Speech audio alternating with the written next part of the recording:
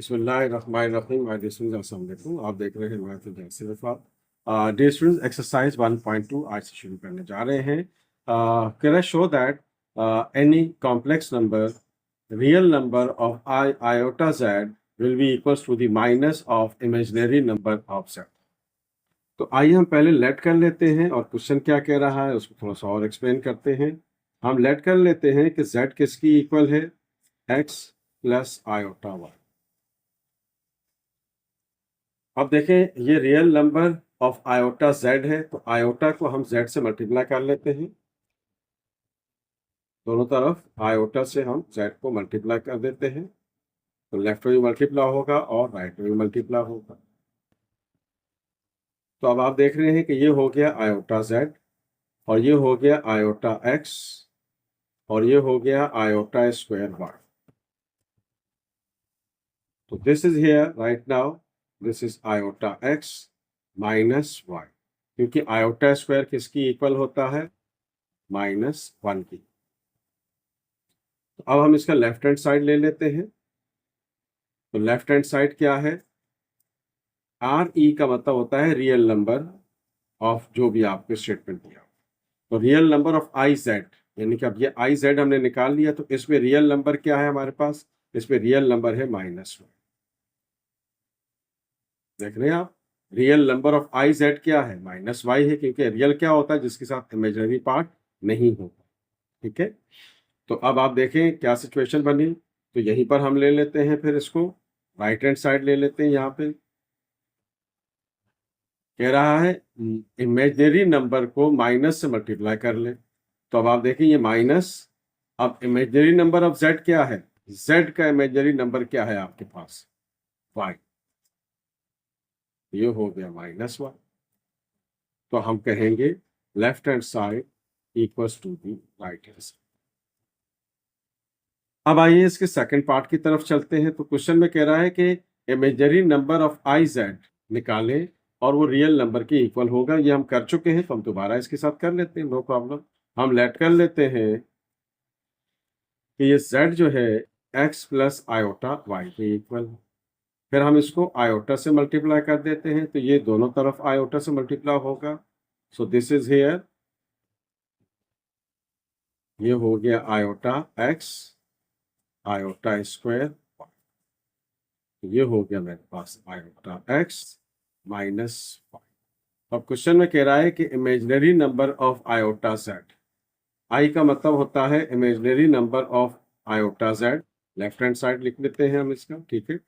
तो वो कितना दिया हुआ है आपको, तो अब ध्यान देखें कि इमेजिनरी पार्ट क्या है आपके पास, x। ये लेफ्ट हैंड साइड का आंसर आ गया हमारे पास। तो अब आप देख रहे हैं कि ये मेरे पास आ गया। अब इसी तरह से आप रियल नंबर ऑफ जेड ले लेते हैं। आर ई का मतलब रियल नंबर, जेड का मतलब है जेड का। तो जेड का रियल नंबर क्या है, एक्स। तो आप देख रहे हैं कि left hand side right hand side आपस में दोनों इक्वल आ गए हैं। इसको हमने लेफ्ट हैंड साइड कहा हुआ है और इसको हमने राइट हैंड साइड कहा हुआ है। दोनों के आंसर इक्वल आ गए, तो हम कहेंगे left hand side equal to the right hand side. आप डायरेक्ट ऐसे भी कह सकते हैं, इससे कोई फर्क नहीं। आगे चलते हैं। ओके स्टूडेंट्स, तो क्वेश्चन नंबर 3 की तरफ चलते हैं, जो हमने अगले लेक्चर में करेंगे। थोड़ा सा लेंथी, तो उसको हम अलग से इसकी वीडियो बनाएंगे इंशाल्लाह। Can I prove that for the z is the complex number then z is real. I double F का मतलब होता है if and only if z equals to the its conjugate. दोबारा एक्सप्लेन करते हैं, हम लेट कर लेते हैं कि z क्या है, x प्लस आयोटा y। ये हमने लेट कर लिया है, but according to the given condition,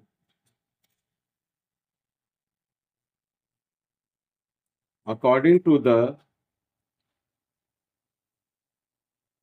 given condition, z is real,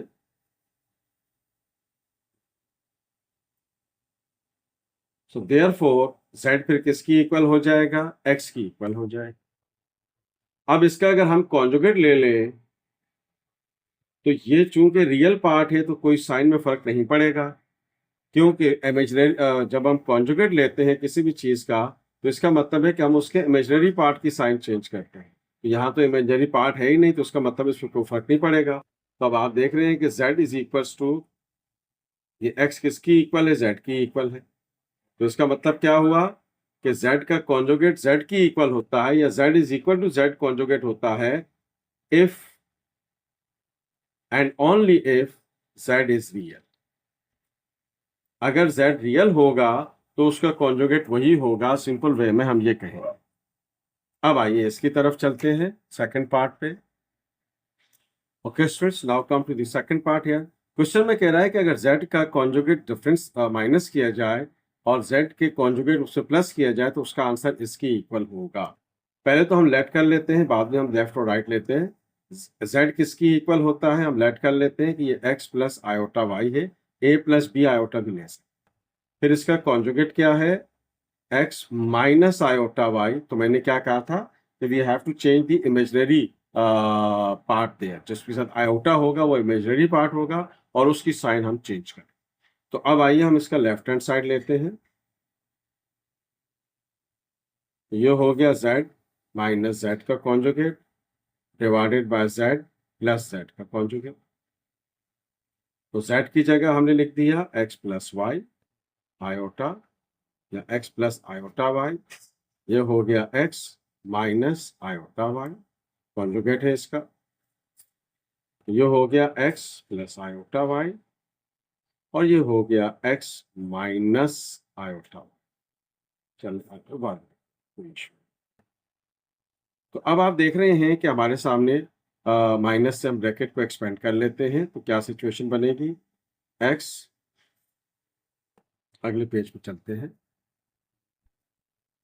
okay students, तो माइनस से हमने ब्रैकेट को एक्सपेंड कर लिया। तो अब आप देख रहे हैं कि ये प्लस x माइनस x से कैंसिल हो गया, ये minus y iota plus y iota से कैंसिल। तो ऊपर बच गया 2 आयोटा y और नीचे बच गया x प्लस x, 2x हो गया। 2 2 से कैंसिल, तो मैं इसको यूं लिख देता हूँ y अपॉन x आयोटा।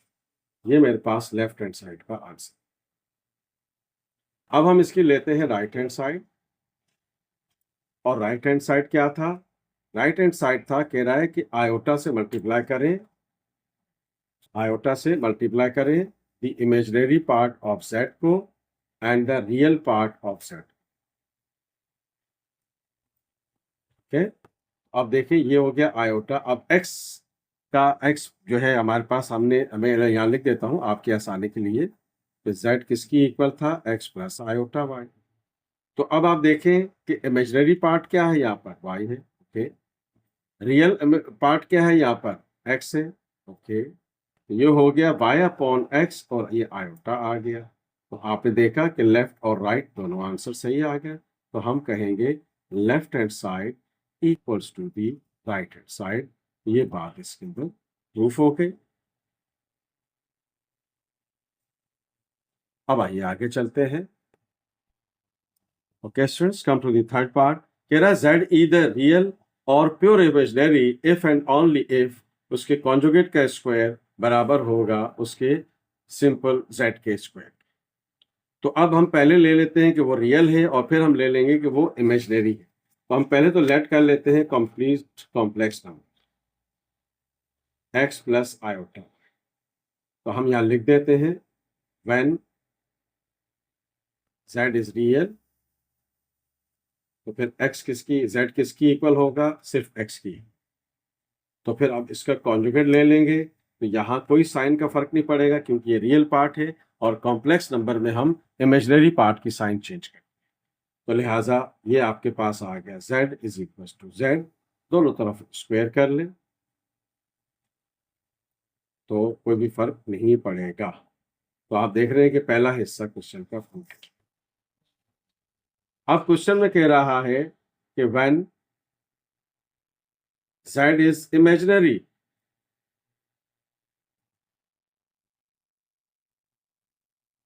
जब z क्या होगा, इमेजिनरी होगा। जब z इमेजिनरी होगा तो क्या होगा, आयोटा y। तो फिर इसका कॉन्जुगेट क्या होगा,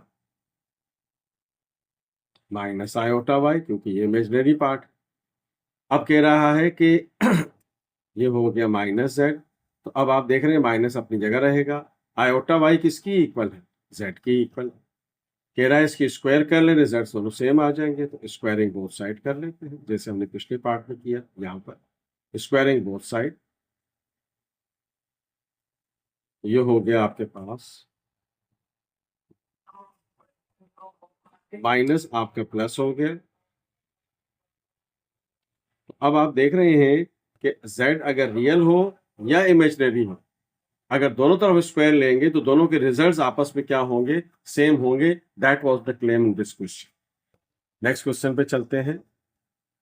ओके स्टूडेंट्स, अब आइए हम इस पे देखते हैं। क्वेश्चन में कह रहा है कि z1 और z2 का मॉड्यूलस जो है वो 16 की इक्वल है। Find the modulus of z2, जबकि z1 का मॉड्यूलस दिया हुआ। तो पहले तो हम एक काम करते हैं, z1 का मॉड्यूलस निकाल लेते हैं। तो ये हो जाएगा मेरे पास, ऑर्डर पे हमें लिखेंगे तो ये हो जाएगा 2 - 3, ये x हो गया और ये क्या हो गया? y। चलिए अलग करके लिख देते हैं, ये x हो गया और ये y हो। तो अब हमने z का मॉड्यूलस कैलकुलेट कर लेते हैं। ये हो गया x square plus y square. ये हमने z1 का मॉड्यूलस ले लिया, x स्क्वायर वाई स्क्वायर। ये हो गया आपका 4 + 9। ये मेरे पास आ गया z1 का मॉड्यूलस, रेडिकल 30। अब आप देखें डियर स्टूडेंट्स, एक प्रॉपर्टी हम यूज कर रहे हैं कि z1 को अगर z2 से मल्टीप्लाई किया जाए तो ये बराबर होता है z1 के मॉड्यूलस मल्टीप्लाई बाय z2 के मॉड्यूलस। ये इसकी प्रॉपर्टी है, याद रखिएगा। ठीक है, यानी कि z1 और z2 को मल्टीप्लाई करके मॉड्यूलस ले लें या इनको अलग अलग करके मॉड्यूलस लेके मल्टीप्लाई करें तो you will get the same result है। But here according to the given situation, z1 और z2 का मॉड्यूलस आपको दिया हुआ है 16, z1 का मॉड्यूलस हमने निकाल लिया है रेडिकल 13, तो फिर z2 का मॉड्यूलस आ जाएगा, ये मल्टीप्लाई हो रहा है, नीचे आकर डिवाइड हो जाएगा। ये हो गया मेरे पास z2 का मॉड्यूलस। चाहे तो रेडिकल से मल्टीप्लाई डिवाइड कर लें, चाहे तो ऐसे ही रहने दें। ये मेरे पास इसका आंसर आ गया। आप चाहें तो रेडिकल 13 से मल्टीप्लाई डिवाइड करके इसको रेशनलाइज कर लें। ये हमारे पास इसका रिजल्ट। डियर स्टूडेंट्स, आज की वीडियो में हमने क्वेश्चन नंबर 1, 3 और 4 आपके साथ डिस्कस किया है। If you like this video please share it and subscribe my channel. मैं तो यासिर फार। Thank you so much. अल्लाह हाफिज।